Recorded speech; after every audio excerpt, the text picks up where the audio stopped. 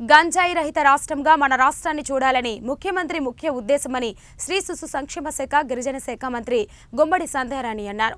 పార్వతీపురం మన్యం జిల్లా సాలూరులో ఆమె నివాసం వద్ద పోలీసులు ప్రొహిబిషన్ అధికారులతో ఆమె సమీక్ష సమావేశం నిర్వహించారు. ఇతర రాష్ట్రాల నుండి మరియు ఏజెన్సీ ప్రాంతాల నుంచి అక్రమంగా తరలిస్తున్న గంజాయిని అరికట్టేటట్టు తక్షణమే చర్యలు తీసుకోవాలంటూ అధికారులను మంత్రి ఆదేశించారు.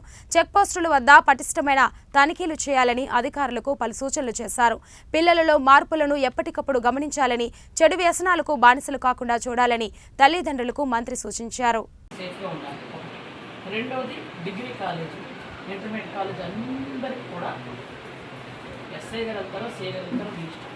5 minutes అందరూ అసెంబ్లీ అయ్యేటప్పుడు ఏదో 5 minutes వాటికి ఉన్న ప్రాబ్లం ఏంటి, నెక్స్ట్ ఇప్పుడు మీరు నాకు చెప్పారు ఎట్లాగైతే లీన్ అయిపోతాడు, ఆకలి వేయదు, మార్నింగ్ పూట వాడు పడుకుంటాడు, నైట్ యాక్టివ్గా ఉంటాడు అనే మీరు నాలుగు చెప్తే వాళ్ళ ఫ్రెండ్స్లో ఎవరో వాళ్ళకి తెలుసు ఖచ్చితంగా.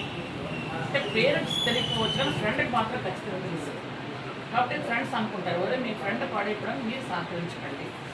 ఎందుకంటే తల్లిదండ్రులు మిమ్మల్ని అంత కష్టపడి పెంచి పోషించి ఈరోజు ఎంత నగలు అన్నీ తాకట్టు పెట్టి చదివిస్తున్నారు పిల్లలు.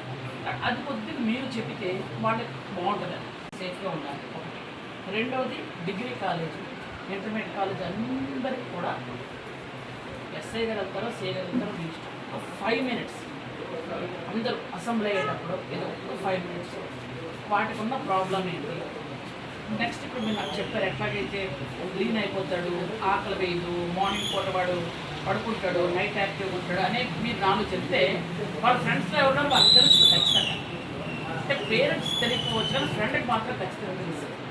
కాబట్టి ఫ్రెండ్స్ అనుకుంటారు ఒరే మీ ఫ్రెండ్ పాడైపోవడానికి మీరు సహకరించకండి. ఎందుకంటే తల్లిదండ్రులు మిమ్మల్ని అంత కష్టపడి పెంచి పోషించి ఈరోజు ఎంత నగలు అన్నీ తాకట్టు పెట్టి చదివిస్తున్నారు పిల్లలు. అది కొద్దిగా మీరు చెబితే వాళ్ళకి బాగుంటుంది. నేను చెప్పడం వేరు.